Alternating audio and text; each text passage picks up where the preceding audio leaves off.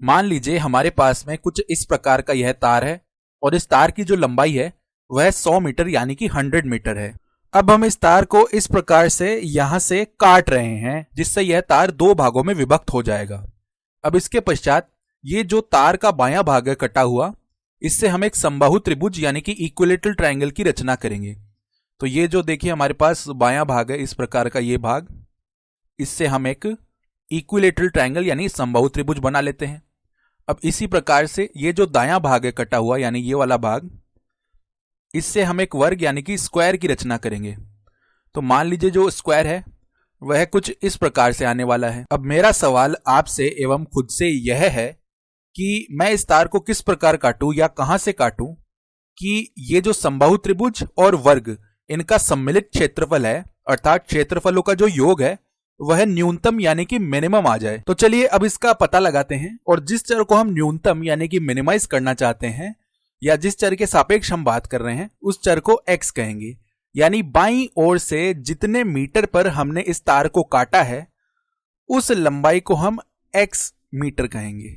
यानी कि इस समबाहु त्रिभुज का जो परिमाप है यानी कि पेरीमीटर वह x मीटर हो जाएगा। अब देखिए इस संपूर्ण तार की लंबाई 100 मीटर है और इस तार को काटने पर जो बायां भाग है उसकी लंबाई x मीटर है। तो जो बचा हुआ तार है उसकी लंबाई 100 माइनस x मीटर हो जाएगी। तो इस प्रकार जो बचा हुआ तार है उसकी लंबाई 100 माइनस x मीटर हो गई। तो अब देखिए इस समबाहु त्रिभुज का जो परिमाप है वह x मीटर है, तो इसकी प्रत्येक भुजा इसके परिमाप की 1/3 हो जाएगी यानी x बटा 3 मीटर, क्योंकि समबाहु त्रिभुज की तीनों भुजाएं लंबाई में बराबर होती है। तो प्रत्येक भुजा की लंबाई अब x बटा 3 मीटर हो जाएगी। अब इसी प्रकार इस वर्ग का जो परिमाप है वह क्या है, जो बचे हुए तार की लंबाई है वही इसका परिमाप है यानी कि 100 माइनस x मीटर। तो इसकी प्रत्येक भुजा 100 माइनस x बट्टा में 4 मीटर हो जाएगी। यानी ये भुजा भी इस प्रकार 100 माइनस x बट्टा में 4 मीटर आ जाएगी और जो बची हुई दो भुजाएं हैं उनकी लंबाइयां भी 100 माइनस x बट्टा में 4 मीटर ही आएगी। यहां से देखिए x के पदों में एक वर्ग के क्षेत्रफल का व्यंजक ज्ञात करना बहुत ही सरल है। किंतु चलिए अब हम यह सोचते हैं कि इस समबाहु त्रिभुज का क्षेत्रफल हम इसकी भुजाओं की लंबाइयों के पदों में किस प्रकार ज्ञात कर सकते हैं।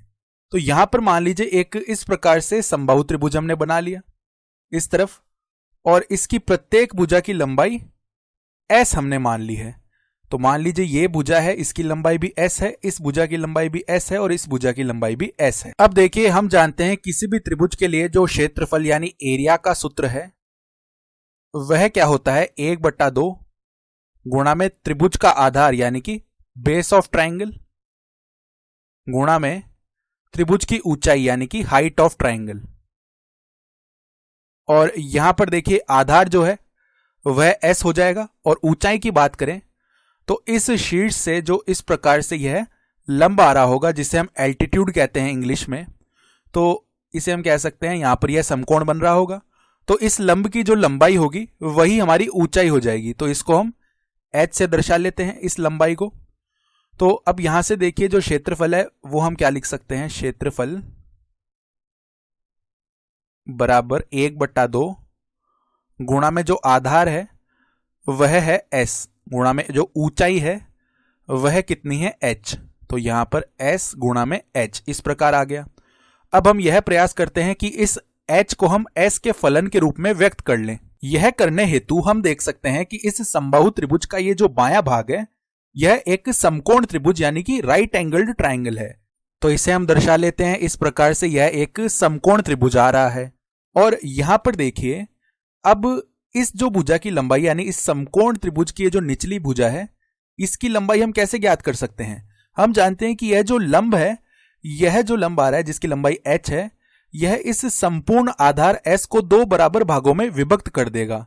तो हम कह सकते हैं इस समकोण त्रिभुज की जो निचली भुजा है इसकी लंबाई s/2 आ रही होगी, यानी इसकी लंबाई s/2 आ गई।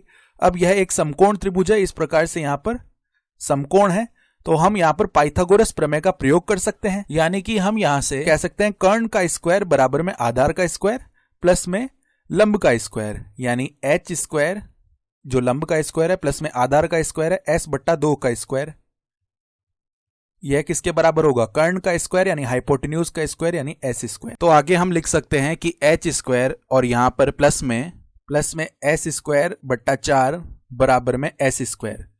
अब दोनों पक्षों में से हम एस स्क्वायर बट्टा 4 घटा देंगे तो यहां पर केवल एच स्क्वायर बच जाएगा और यहां पर S square minus S square बट्टा 4 हो जाएगा। अब यह करने हेतु मैं क्या कर सकता हूं, यहां पर 4 से ऊपर गुणा कर दिया और 4 से ही भाग कर दिया ताकि इनके जो हर है वे उभयनिष्ठ यानी कि कॉमन हो जाए। तो ऐसा करने से ये जो अंश है ये सीधे ही घट जाएंगे, तो 4 S square minus S square हो जाएगा 3 एस स्क्वायर और बट्टा में आ जाएगा 4। अर्थात हम कह सकते हैं एच स्क्वायर का जो मान है वह 3 एस स्क्वायर बट्टा 4 के बराबर आ रहा होगा। तो यदि अब हम दोनों पक्षों में मुख्य वर्गमूल यानी कि प्रिंसिपल रूट ले लें तो जो h का मान है वह किसके बराबर आ जाएगा, वर्गमूल 3 गुणा में s और बट्टा में 2 बन जाएगा। तो अब हम क्या करते हैं, जो h का मान है वो यहां पर प्रतिस्थापित कर देते हैं। तो देखिए हमें क्या मिल जाएगा, यहां से जो क्षेत्रफल का मान है वह हम लिख सकते हैं 1/2 गुणा में s और इसके गुणा में h का जो मान है वर्गमूल 3/2 गुणा में s। तो अब देखिए यह कितना बन जाएगा, वर्गमूल 3 s गुणा में s हो जाएगा s स्क्वायर और बट्टा में 2 गुणा 2 हो जाएगा 4। तो यह हम कह सकते हैं कि एक समबाहु त्रिभुज जिसकी भुजा की लंबाई s है उसका क्षेत्रफल यह आ रहा होगा। चलिए अब थोड़ा हम ऊपर चलते हैं। यदि हम यहां से सम्मिलित क्षेत्रफल यानी कि इस समबाहु त्रिभुज तथा इस वर्ग के क्षेत्रफलों का जो योग है वह लिखना चाहें तो चलिए इसे हम AC से दर्शा लेते हैं, यानी कि कंबाइंड एरिया।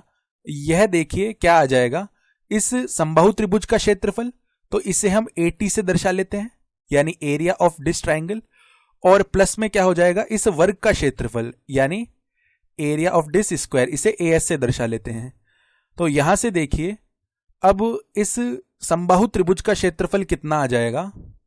हम जानते हैं किसी भी समबाहु त्रिभुज का क्षेत्रफल जब उसकी भुजा की लंबाई s हो वह हमने देखा √3/4 गुणा में s स्क्वायर होता है।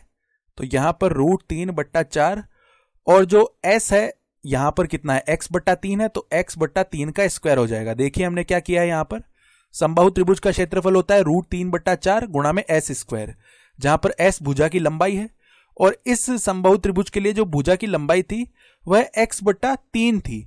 तो हमने यहां पर s के स्थान पर x/3 इस सूत्र में प्रतिस्थापित कर दिया है और प्लस में इस वर्ग का जो क्षेत्रफल है वह कितना हो जाएगा, 100 माइनस x/4 और इसका स्क्वायर हो जाएगा। यह इस वर्ग का क्षेत्रफल आ गया है। और ये जो सम्मिलित क्षेत्रफल है यानी कि AC है, कंबाइंड एरिया, यह अब x के पदों में आ गया है। तो हम लिख सकते हैं AC और यह x के पदों में है। अब हमें इसे न्यूनतम करना है यानी कि मिनिमाइज करना है। तो इस मान को हमें अभी न्यूनतम यानी कि मिनिमाइज करना है। तो इसे अभी हमें न्यूनतम करना है और मिनिमाइज कैसे करना है यह हम अगली वीडियो में देख लेंगे।